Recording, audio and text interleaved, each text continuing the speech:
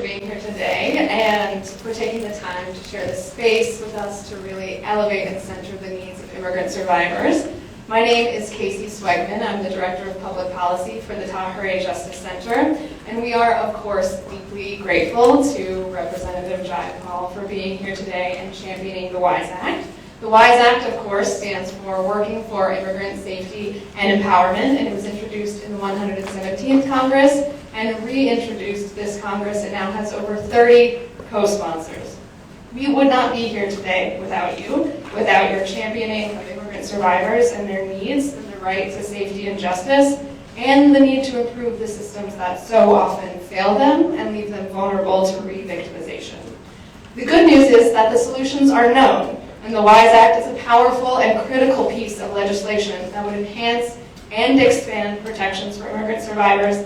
And I really can't wait to share more about that piece of legislation with you all today, for you to hear from this incredible panel of experts. And without further ado, I will hand it off to Congresswoman Jayapal. Thank you so much, Casey, and thank you to this amazing panel. Thank you to you all for being here. I particularly want to thank the Alliance for Immigrant Survivors for putting together today's week of action during Domestic Violence Awareness Month to advocate for and encourage members of Congress on the need to protect immigrant survivors of domestic violence, human trafficking, and gender-based violence. And how we can do that through my legislation, which I'm just so proud to have worked with so many in this room on, the Working for Immigrant Safety and Empowerment Act. Isn't that a great acronym? It's WISE. It is wise to do this. That I am proud to have introduced with Representatives Schakowsky, Espaillat, and Panetta. I also want to thank the experts who will brief you today, who represent the Asian Pacific Institute on Gender-Based Violence, Asista, Esperanza United, the National Coalition Against Domestic Violence, the National Domestic Violence Hotline, and Tahereh Justice Center. So the WISE Act would ensure that immigrants have access to the bipartisan protections like the U visa as intended by the Bipartisan Violence Against Women Act, or VAWA, the Trafficking Victims Protection Act, and other federal and state laws. The bill would also ensure that survivors pursuing relief are not detained or deported before their applications are fully adjudicated, as we often see happen. In order for survivors to realize these pathways to safety, survivors have to be protected while their applications are pending. And it is untenable for survivors to wait 10 years for relief. The WISE Act aims to safeguard and improve existing protections for immigrant survivors in order to help them achieve safety and justice. I have championed this bill for obvious reasons. Survivors of crime must be able to come forward without fear of deportation or retaliation. It is that simple. Immigrant women are significantly more likely to suffer domestic violence, nearly 3 times the national average. And while domestic violence is a consistently underreported issue across all groups, immigrant survivors are significantly less likely to report these crimes due to fear of deportation.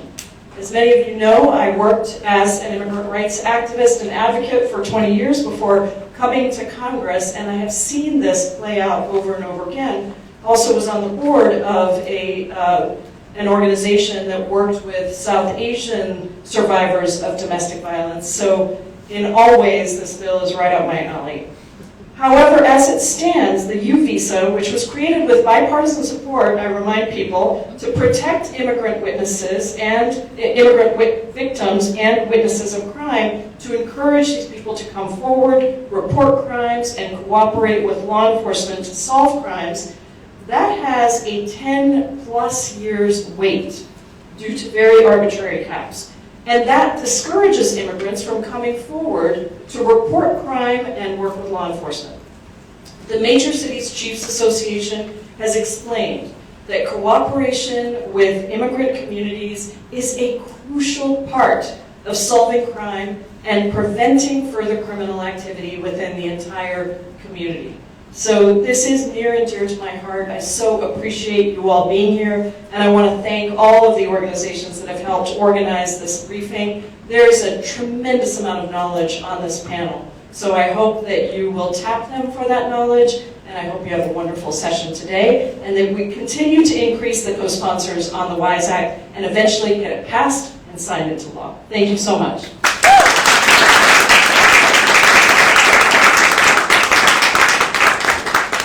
Thank you so much, Congresswoman. I really couldn't have said it better myself, and I'm just going to provide the quickest of introductions to Ruth Glenn, and I hope you will bear with me, because I know that she really needs no introduction to this crowd, but I have never gotten to introduce her, so I'm kind of having a fangirl moment, so just bear with me.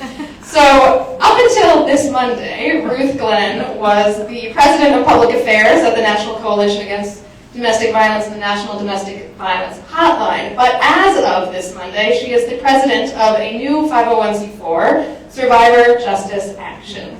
Many of you know Ruth, but just by way of background, she has worked for over 30 years to address domestic violence. She has served on so many domestic violence programs, I couldn't name them all here, funding and grant administration boards, provided hundreds of presentations on domestic violence victimization and survival, testified before state legislatures and the U.S. Congress, and provided consultation, training, technical assistance, you name it, on survivor issues across the country. Ruth is also a published author. Adding that to all of her many accomplishments, her memoir, Everything I Never Dreamed, was released in October 2022, in which she shares her experience as a survivor to educate about the dynamics of domestic violence. We are so grateful to have you here, and without further delay, I will pass the microphone to you. Thank you so much for being with us today. Thank you so much, Casey.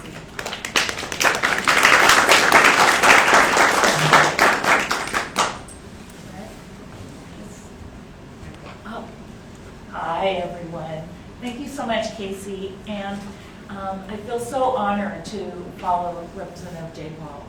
And the work that she has done has been quite remarkable. So I'm going to talk a little bit more in general about why we're here today.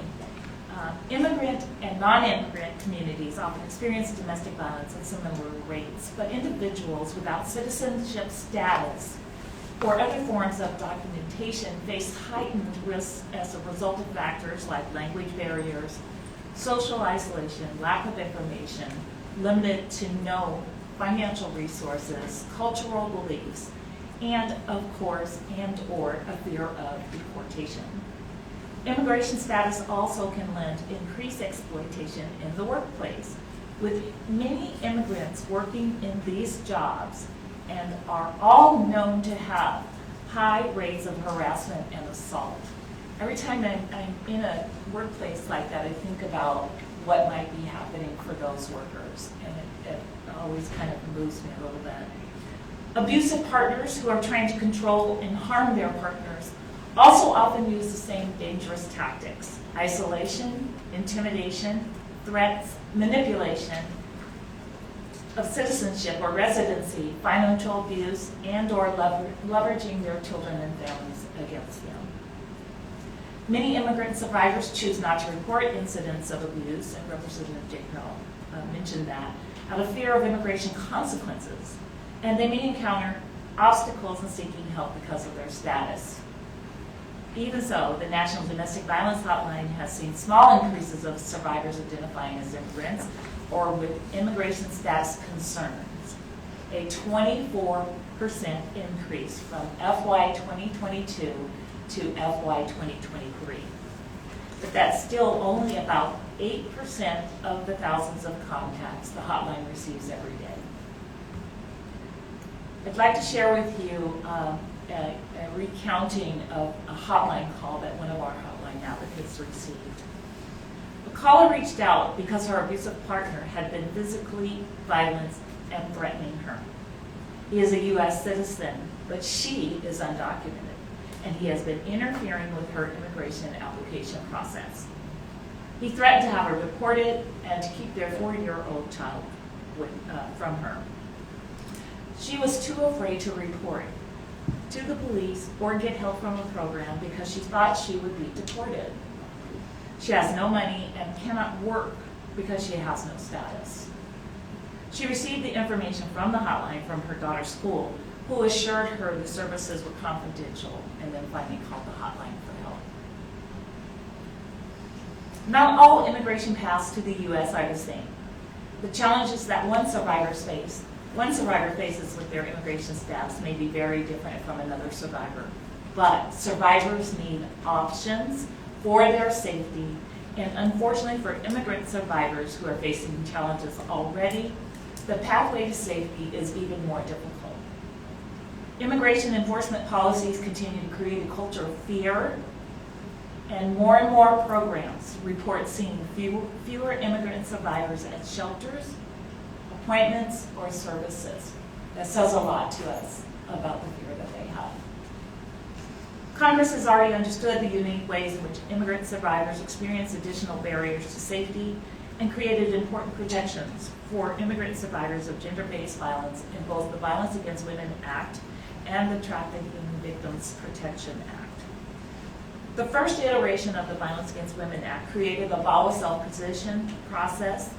This process allows for a non-citizen victim of domestic violence, child abuse, or elder abuse to self-petition for long-term permanent status without the cooperation of an abusive spouse, parent, or adult child.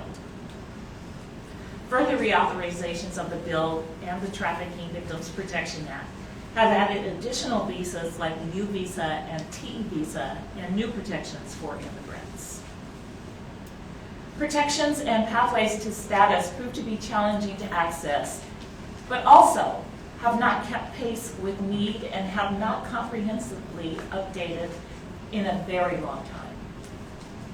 Advocates, caseworkers, lawyers, and the entire field have been asking for improvements to the existing visas and protections for over a decade. And again, Representative Paul acknowledged that. And have pushed to include these provisions to support immigrant survivors of everything from comprehensive immigration reform to VAWA reauthorizations. But due to complex negotiations, these provisions continue to fall by the wayside, while survivors of violence still wait years for any type of immigration relief or work authorization, and they remain vulnerable to detention, deportation, and abuse. We need to ensure that immigrant survivors feel comfortable and safe reaching out for support, and that there are comprehensive protections and resources for them. Our advocacy can ensure a difference between a lifetime of violence and a path to safety. Thank you.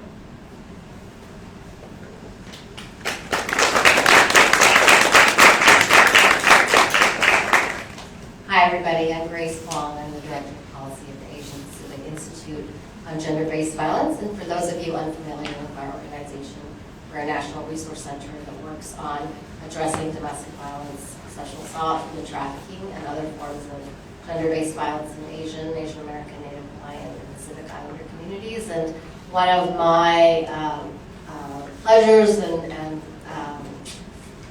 privileges of my career is that I've worked for almost 30 years on the intersection of where gender-based violence and immigration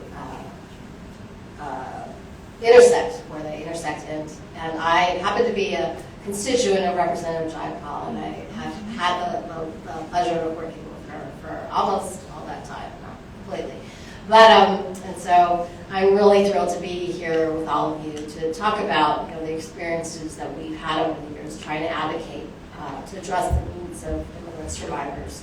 And I want to talk about the larger framework of, we've been working on, the provisions of immigration protections for survivors for, even before the first Violence Against Women Act. And for those of you who are unfamiliar with the Violence Against Women Act, it really in '94 created this large framework, and the current president was the sponsor of that, and for those of you who aren't aware of that. But it created this coordinated community response, right? It set up protections in the court system. It created funding sources for law enforcement, for prosecutors, and there were provisions that provide for housing for survivors of domestic violence. And one of the things that we've been trying to impress upon our policymakers for the last several years is those things are not available to immigrant survivors if they are concerned about reaching out for help. They're afraid to get assistance, and they have increased barriers and remain stuck in abusive relationships. Often they have to choose if I reach out for help and my abuser says he's going to have me deported, what does that mean?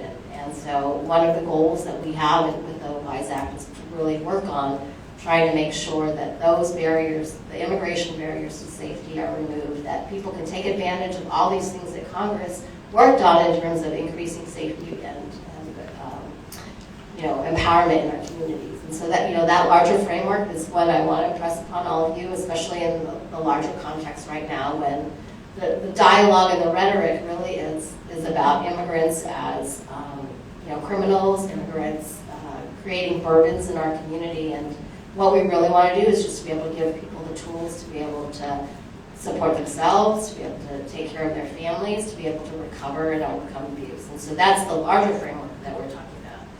What I'm going to do is just give Kelly, my colleague here, a chance to describe some of the provisions in in WISE that improve on existing protections in the law, and then hopefully she'll give it back to me, and I'll talk about some of the details about some of the other provisions. So I'm going to hand that off to you. Good afternoon, everyone. My name is Kelly Head, and I'm a staff attorney at Assista Immigration Assistance. For those of you who are unfamiliar with our organization, we're a national nonprofit that provides support to practitioners who represent immigrant survivors of gender-based violence on their survivor-based immigration applications.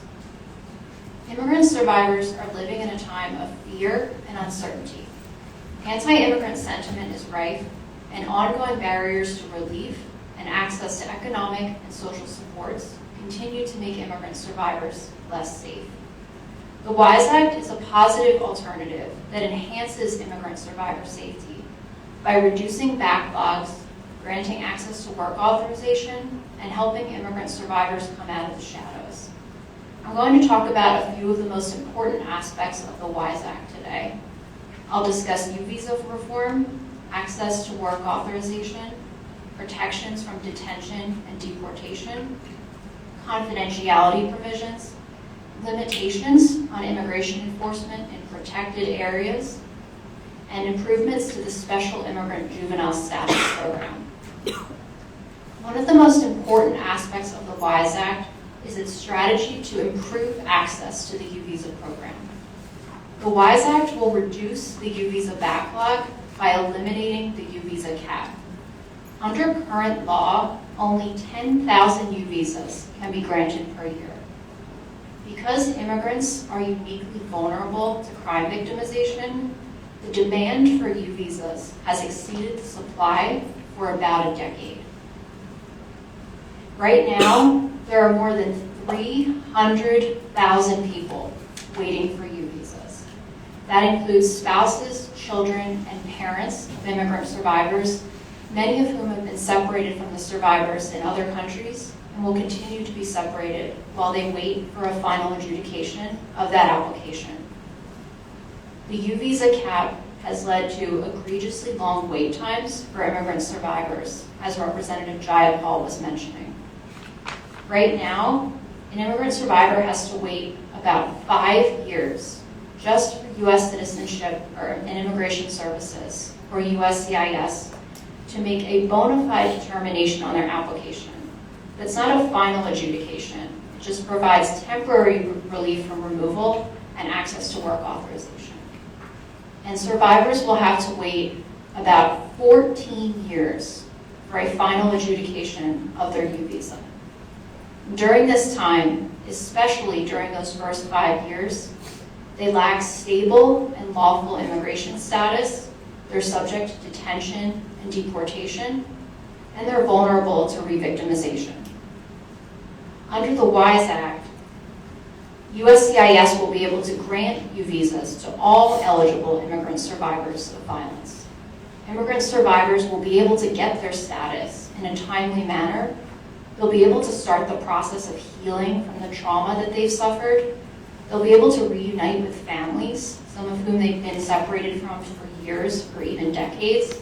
and they'll be less vulnerable to re-victimization in the future.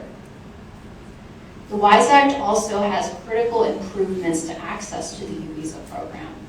These include designating hate crimes, child abuse, and elder abuse as U-Visa qualifying crimes, reducing barriers to access to the U-Visa program for immigrant survivors who have difficulty obtaining law enforcement certifications, and expanding eligibility for U-Visas for immigrant survivors who have suffered from civil violations that have been investigated by child protection or labor enforcement agencies.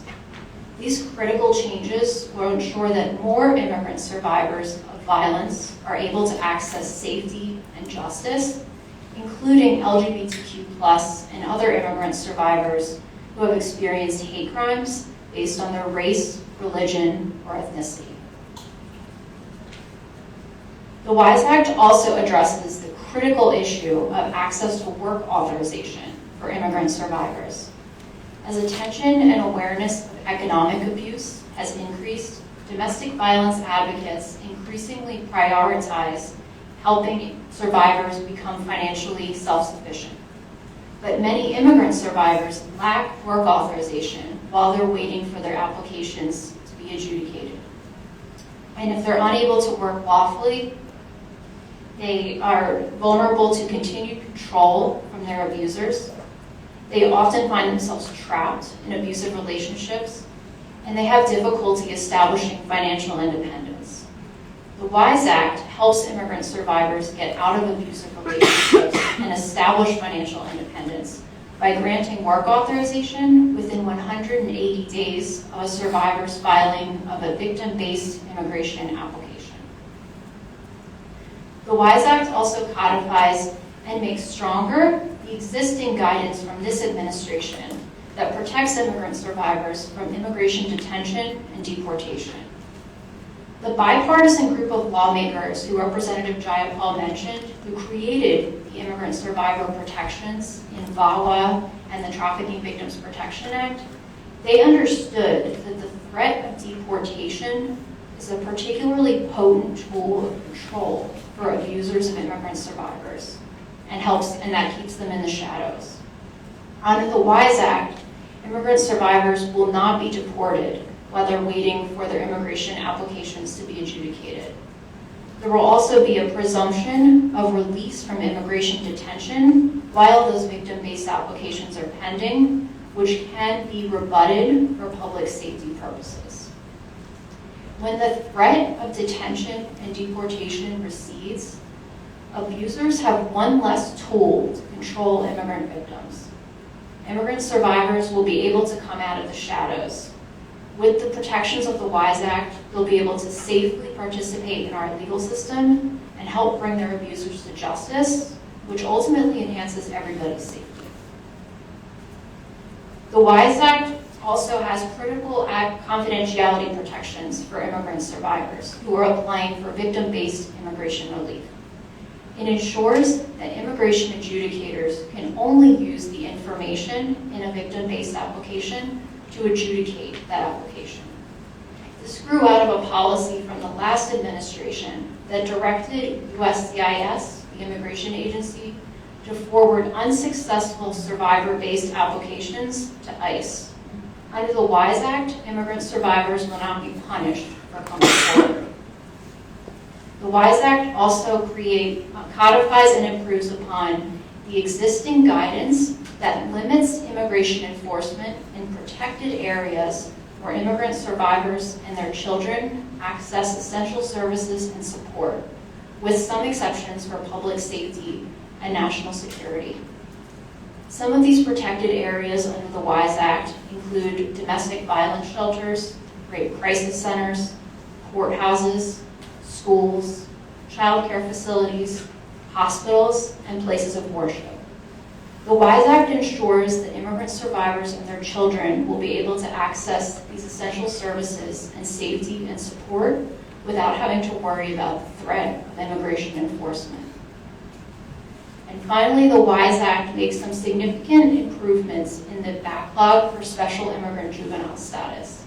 That's a program that provides immigration relief to immigrant children who have been abused, abandoned, or neglected by one or both of their parents. Even though this is a humanitarian form of immigration relief, the visas for SIDGE petitioners come from an employment-based category that is subject to numerical caps. And there are many more children who have been abused, abandoned, or neglected than there are visas available in this category. And the resulting backlog means that these children are waiting for several years for their green cards to be approved. And during that time, they lack lawful immigration status and work authorization, and they're often subject to re-victimization. The WISE Act helps enhance stability for these children by eliminating that SIJS-based visa cap. It ensures that these vulnerable children will be able to access their green cards in a timely manner and get on the path to citizenship in a country that they have come to call home. And I'll now turn it back over to Grace. Thank you. Just a few more pieces of the WISE Act that are I want to uplift, and one of them is a category that hasn't had protections in particular. What we have always hoped to do with immigration bills is to make sure if ever there's a way for people to get legal status that involves them being able to bring their dependent spouse or child, that a dependent children and spouses don't stay in abusive relationships because of immigration status. So one of the important provisions of this bill is in the non-immigrant visa space. So those of you who are unfamiliar, those are like work-related visas, H-1Bs, et cetera, et cetera. But one of the things we do in this bill, the WISE Act, covers dependent spouses and children who would be eligible for non-immigrant status. It allows them to apply on their own to maintain that status so they don't have to stay in that abusive relationship. It allows them independent non-immigrant status and ultimately possibly the ability to get a green card separate from the abusive partner.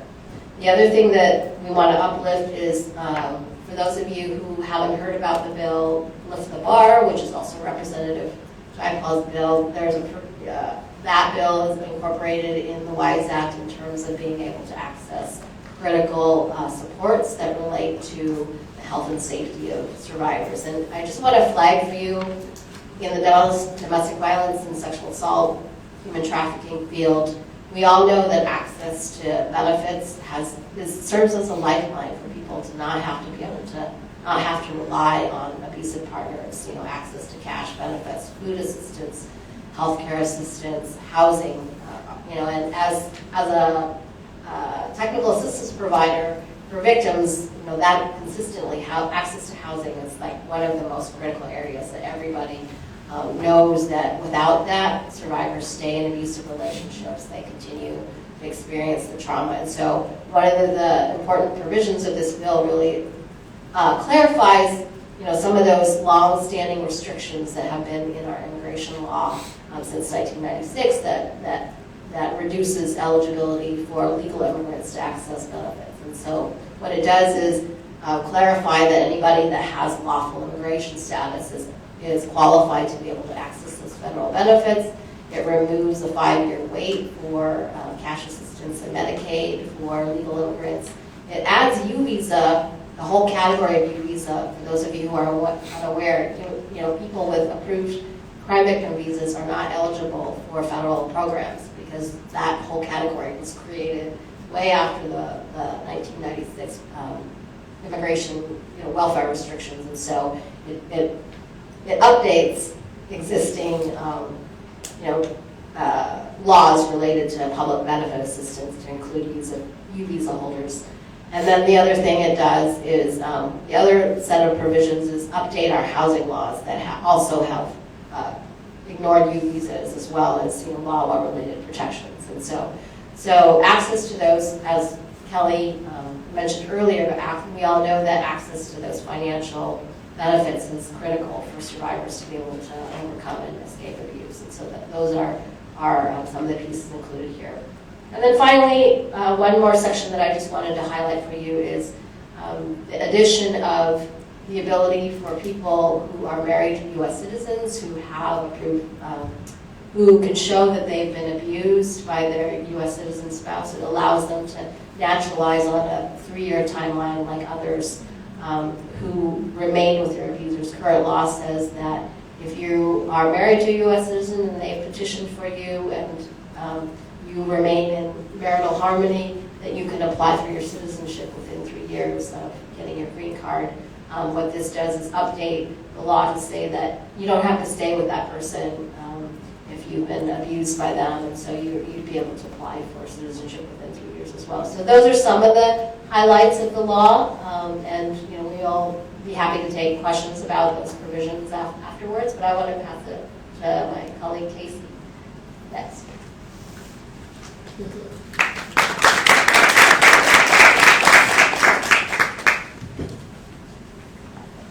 Thank you, Grace, and thank you, Kelly, and thank you, Ruth. I think especially what Grace and Kelly just shared really lays the groundwork well for the remarks I'm about to give, which are survivor stories from the work of the Tahoe Justice Center. And for those of you who might not be familiar, the Tahoe Justice Center has been providing free legal and social services to immigrant survivors of gender-based violence since we first opened our doors in 1997.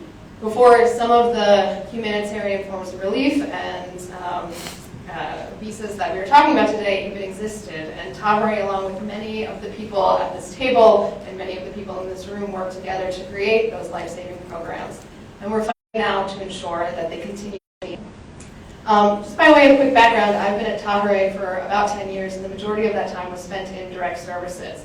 I recently stepped into the role of Director of Public Policy, and just wanted to say to anyone in this room and at this table who has done direct services, really cherish that work, and thank you for the work that you do. And putting yourself in the position of a caseworker at a shelter or at a domestic violence program, I think Kelly and Grace really drove home the point that typically, what do you do? What does your intake form say? What are your goals that you're setting? It's about finding work. It's about finding housing. It's about enrolling in benefits.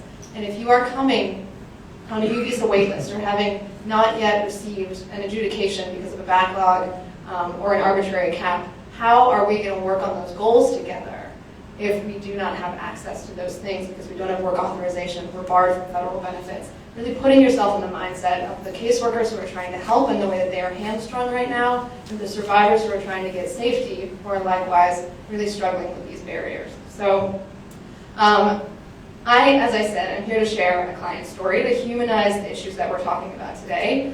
And there was one client that me and my program staff had in mind, and we were hoping to be able to share her story today. According to her legal team, she is a fierce advocate for herself and has a great way of speaking about her challenges that really highlights how broken the system is right now. Unfortunately, we couldn't get in touch with her to confirm consent to share her story in this forum because her phone has been disconnected, which is ironic in the most frustrating sense because those are the exact kinds of things that happen when you can't work and you're waiting for your U visa. What I can share is just a snapshot of highlights from her story, and then I'll share a much more fuller survivor experience.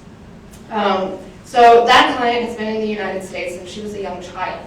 She experienced years of physical, sexual, and emotional abuse before coming to the Tahoe Justice Center. That abuse had prevented her from finishing high school and left her without a support network. With Tahoe's help, she applied for a U visa in 2019, and she is still waiting. Over the past 5 years, she has not had stable employment. As a result, she has struggled to keep her and her children in stable housing. She has been homeless with her young children on more than one occasion because she couldn't afford to pay rent. She has had to choose between mental health care for herself and basic needs for her children. Because she can't get a driver's license, she's had to choose between driving without a license or losing her job because she cannot get to work without a car. As an undocumented person without access to a U.S.-based ID, she has experienced discrimination trying to enroll in GED programs, as well as when trying to enroll her U.S. citizen children in food stamps. In both cases, she was turned away because she doesn't have status and does not have ID. And in the case of enrolling her children in SNAP, her status and lack of ID should not have even mattered because her children were U.S. citizens and eligible regardless. So that was just a snapshot of her story, and now I want to share the story of Sarah. Sarah came to the United States to join her partner. Unfortunately, she too experienced years of physical, sexual, and emotional abuse. Ultimately, she gave birth to one child during the course of that relationship. Eventually, she did make the decision to come forward for help, which we know can be very, very scary for undocumented survivors who often face threats of deportation from their abusers as a tool of power and control to keep them isolated and afraid. In the end, her partner was convicted and sentenced to jail. And in the years that she waited for her U visa to be granted, she experienced many barriers and challenges caused by the U visa adjudication delays and the delays in work authorization. She experienced many labor violations. This is something Ruth touched on in her remarks, that she didn't feel she could report because all the employers she knew that hired undocumented workers behaved in the exact same way. Without work authorization, her options for employment are extremely limited and risky. She's had to work jobs that drastically underpaid her and were very unsafe. As a single mother with no support system, she has faced the choice of leaving her child in the care of underqualified and understaffed in-home daycares or missing work. Although she was worried and racked with anxiety about leaving her daughter with people she didn't know very well, she knew that she could be fired for missing work and then things would be worse. In her words, being a single mother is already very hard, but adding lack of immigration status makes it humanly impossible. The delays in adjudication also impacted her relationship with her older children in her home country. As Grace had mentioned, we also are working on delays around derivatives, children and others who you are legally able to sponsor if you are eligible for a U visa, but there are backlogs and delays that are very egregious in that side of the system as well. So her older children remain in her home country, and although she had included them on her U visa application, due to those caps and those backlogs, it was many years before their visas were approved and they could travel. During those years, her older children started to believe that she had lied to them, that she had promised that they would see each other again, but that might never happen. By the time they got approved to join her in the US, they were adults. And the psychological harm that her children experienced as a result of the processing delays has continued to impact her relationship with them. Ultimately, Sarah has a message for us. We were able to talk with her directly about her story, and she wanted to share a direct quote with members of Congress and advocates working to address violence against women. In her own words, although the U.S. is a country of opportunity, for people experiencing what I went through, those opportunities are impossible. She asked that we do what we can to lessen the impact, the abuse of waiting. That's how she would call it. I want us and our laws to be more humane, to make help and resources more accessible for survivors experiencing abuse. So, sorry, I have a direct services heart. It's hard.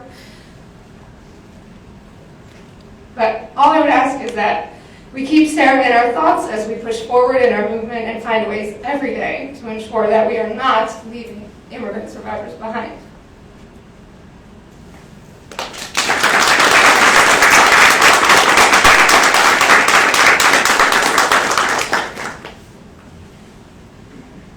Hello, everyone.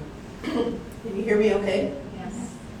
I'm Patty Toto-St-Lay. I am with Esperanza United, and we are a national resource center focused on serving Latinas and Latinos and on domestic violence and related areas of gender-based violence.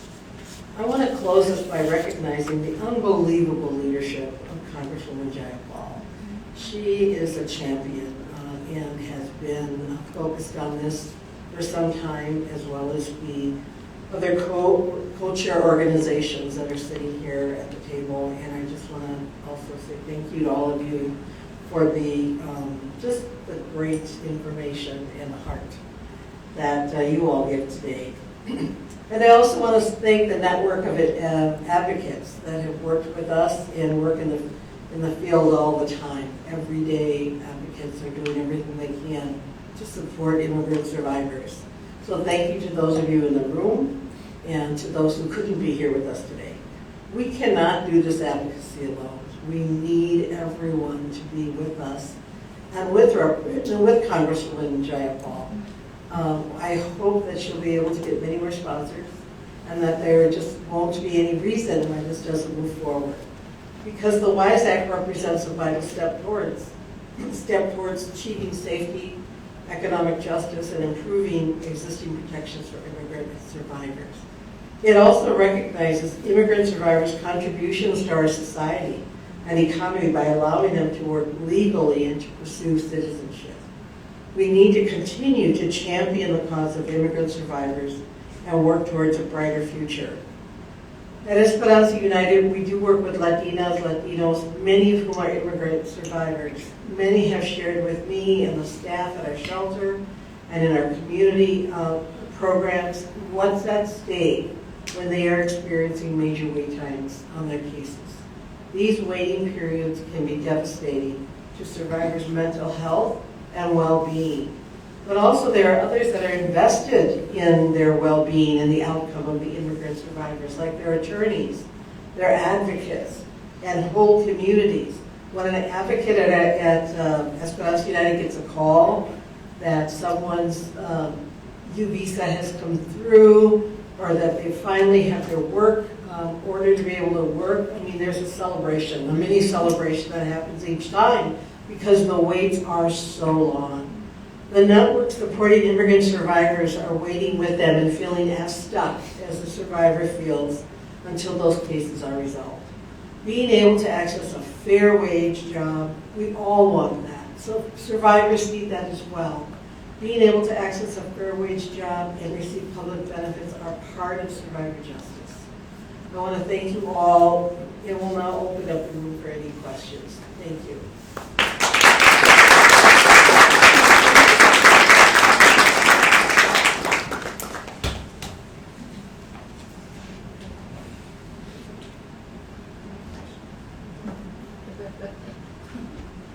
Don't be shy. Yeah. I'm not scared. Yeah. We'll be nice. Or if you answered them all. Mine too. Yeah.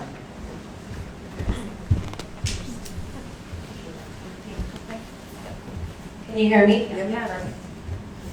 Thank you, Yasmin. Hi, my name is Mariela Esquivel, and I'm an intern with the Congressional Hispanic Caucus Institute, and I'm currently interning at Representative Jim Costa's office.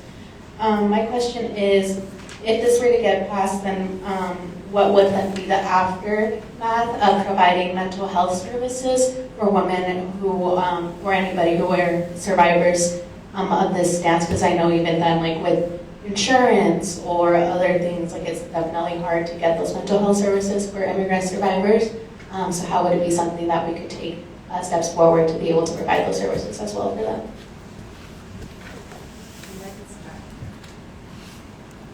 So, I mean, this bill doesn't address the larger system of mental health and the lack of it. You know, that's an area of work that we have in terms of improving those systems that are, a culturally and linguistically relevant way.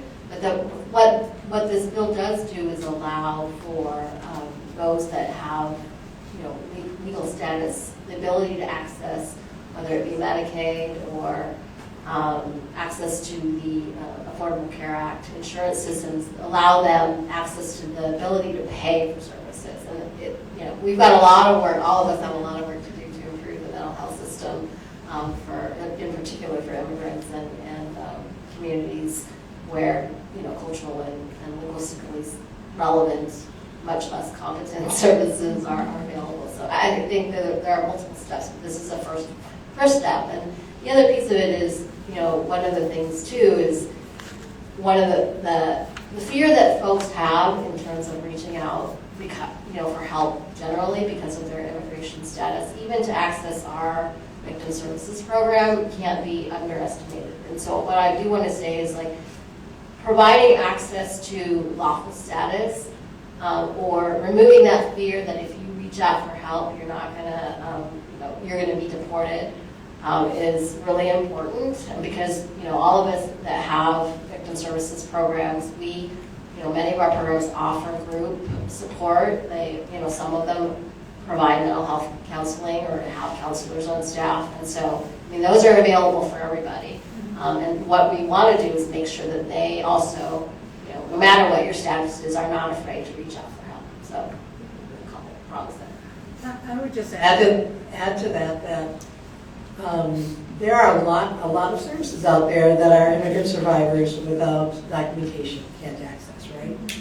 And we can try to build partnerships with other organizations, and we have done some where they will provide mental health services, but not that many do that. But it will be amazing once our survivors have legal status, more programs will be there to provide services that maybe aren't providing it today.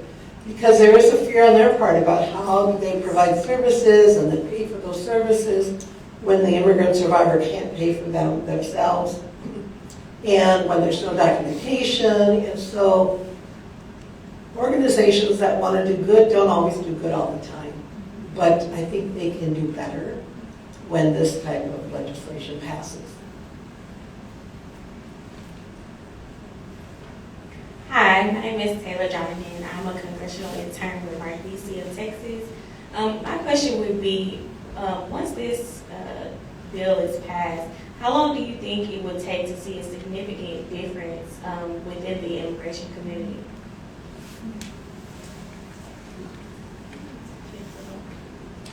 I mean, there are so many types of changes that would ripple from a bill like this, right? There's sort of moral, ethical, there's procedural, there's process, and then there's systems, and then there's community. And I think a lot of hearts and minds could change very quickly with a bill like this passing. I think we know that the immigration system is a clunky machine, and we can say, process your work permits in 180 days, and we can say, these caps don't exist anymore, but we know there is a lot of other work to be done on the funding side, the appropriations side, and other advocacy to make sure that the things we are asking for in this bill, when it passes, can actually be achieved. And I think circling back to the question about mental health and then the question about changes, so much of this bill is also about dignity and about recognition. And I think, you know, if I'm an immigrant survivor and I know I need mental health care, I'm going to be much more likely to feel entitled to that and empowered to ask for it if I have an insurance card in my hand. And those kinds of things might seem small, but they actually make a huge difference in terms of the day-to-day lives of immigrant survivors. The big stuff takes time, but we're working on that too. So I don't know if Grace or Ruth or anyone else wants to touch on that. Like I'm going to pass up an opportunity. There's a couple things that come to mind. And first of all, thank you so much for that question, because implementation is always very tricky, no matter what the bill is, what the act is, whatever it is. But our responsibility as advocates is when and if it passes, that we become advocates in a different way, which is implementation, make sure it happens. I think one of the things that while my wonderful colleagues are talking that comes to mind is this bill is also very important for one simple reason, and Casey's tears really brought it to me, which is we must do everything that we can to remove tools of control and power from abusive persons. And when they have a tool that is so vital, such as my livelihood, my fear of being separated from my children, and all of those types of things, we're instrumental in allowing them to have those tools. So when we're talking about this, I'm with Casey. I always kind of go back to the human element, which is this will also remove those tools from those abusive persons. I was just going to add something. I mean, I will say, before I was doing policy advocacy, I represented clients, since the first Violence Against Women Act passed, back in, yes, how long I've been drinking the floor. But anyways, since yesterday. But, whether it's on a small scale or on a large scale, like, I remember, when a survivor comes to you, they first, as Casey said, first got their work authorization, how freeing that is, how empowering that is, how much that supports survivors. And those of us doing domestic violence work know, the generational impact it has. We may not see, tens of thousands of people, getting status quickly, but we see that one survivor who is empowered, who's able to say, no more control from this abuser, that I can go out, support myself, support my kids. They're better able to be present with their children. They're able to take their kids out of those abusive households so they're not exposed to violence on a regular basis. And that has ripple effects. For those of you who care about the economic effects, which I know a lot of folks do in this body or in this area, is just, it saves us money too. I mean, it saves money if people can take care of themselves, that they can get their own housing, that they aren't, accumulating long hospital bills, medical bills. There's just multiple impacts that we often don't measure when we're thinking about what it means for one, individual survivor to get stability and safety. So I just would encourage you all to think about it that way too. Thank you all. Are there any more questions? Yeah. Hello? Okay. What for us in the audience, what would you like us to do? Like if I work for an advocacy organization or if I work in for a representative or a senator, what would you like us to leave here doing? Maybe we could take that in turn. I would bet we all have something. Well, first of all, there's some tools that we have. You need to read them, share them, talk about this. If you know anyone that works in a direct service organization, please, again, let them know that you support them and that you're going to be supporting and talking about the WISE Act. I think the other thing is really sometimes it means sharing the information beyond the normal or your current network, right? Clearly, you're in a place where everybody in this building needs to hear about this act. But you also have families, and you also have friends, and you also have acquaintances. It's important to bring up the importance of surviving immigrant survivors, of supporting immigrant survivors. We all gain in that. Our communities gain, families gain, children gain. Everyone gains when this act goes into action. So I would say talk about it, share the information, blog it out, text your friends and say, hey, have you heard about this? Any social media to lift it up would be greatly appreciated. Thank you.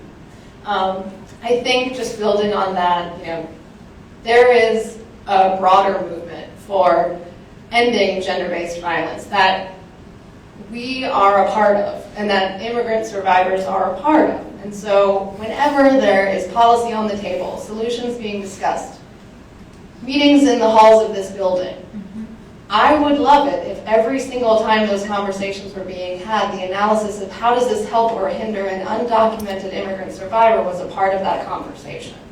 And I would like for everyone here to walk away feeling confident, comfortable naming that, right? Immigration can feel so uncomfortable to talk about, but that's on purpose. It is to make us feel like we should be uncomfortable bringing it up, that we should be grateful for what we get and move on. But we're failing immigrant survivors by doing that, and so I hope today you feel supported by this community of advocates that are all very excited to center the needs of immigrant survivors and to invite you into that work. And don't let those moments pass by. Every piece of policy on a local level, a state level, a federal level, every program, think about it through the lens of an undocumented immigrant survivor. And you will center the most vulnerable to the benefit of everyone who comes to your doors. So that's what I would say. Thank you, Casey. I would echo everything that Casey said. I would say for those of you who work for representatives, talk to the representative about this bill and about the tangible benefits to immigrant survivors if this bill is passed. The Alliance for Immigrant Survivors, the group that some of our organizations is a part of, has a social media toolkit about the WISE Act. I would say check out the website and use that to help drive the conversation and make sure that people in your community are talking about the great benefits of this bill. Yes, Thank you for that question. I also echo what's already been said, but we also know, I mean, we're in an environment, I'll just say it plainly, like we're in an environment where our community members are being ostracized, they're being characterized as dangerous or as criminals or as hordes taking over the southern border and, you know, as problems to be dealt with. And the reality is that we know that immigrants are such important members of our communities. They're here to stay. They're going to continue to be here. We just need to remove the obstacles that there are for them from, from having to experience exploitation and abuse. It's an immoral imperative that we do that. I also want to say, when I was watching the last time the continuing resolution was passed, and all of the ugly, ugly amendments that were filed. And, I listen to some of these members who say that we care about domestic violence, that we care about victims, we worry about them being trafficked at the southern border. I listen to that and I say, why are you putting up more barriers to people getting access to safety and the care that they need? And so I would encourage you to all think about, I don't know who's all in the room, but to the extent that, what victims actually really need are included in this bill, we would love to see those offered as amendments as well as those processes go forth. And so that just a concrete legislative piece for all of you to think about. And for those of you who aren't, staffers, I would encourage you to call your member of Congress if they're not already on the bill. We've got 30 co-sponsors, and we'd like to broaden that as much as possible. I can't say much more. Everyone has touched on so many different ways in which we can make something happen. What I would say, particularly to the staffers in the room, is I think it's imperative that a cost-benefit analysis is done. What if we don't do these things that are in the WISE Act? And what is that going to cost? This is the environment we're in. And we've got to talk about what the real quote-unquote dollar is. So doing a quick cost-benefit analysis, and I think it was Casey and Patty both that mentioned that, and what's the difference between protecting survivors and not protecting them, and what is the difference in the cost? And we can talk about more obligation, and we can talk about all of that, but that's not the environment we're in right now. And I get to say that. So think about that in that way, is what is the cost-benefit analysis? And then, as Grace said, make sure you stay in touch with Dave Paul's office and seeing where they're at with things and how you might help from that way. So thank you so much. We're at 3 o'clock, yeah? Oh, yes. Thank you all so much. And just to quickly wrap us up, so VAWA turns 30 next year, and so we left you all hopefully with some great talking points. We're so excited for VAWA turning 30 years next year. There were such great things in the reauthorization that happened last year and the VAWA reauthorization of 2022. But very critical as advocates to remind folks and those people in power, right, that what is still left out and what is still not included for survivors, and we still need a VAWA for all. And with that, I just want to thank you all for being here. Thank you to Ruth, Grace, Kelly, Casey, and Bobby. That was incredible. Thank you all. Thank you.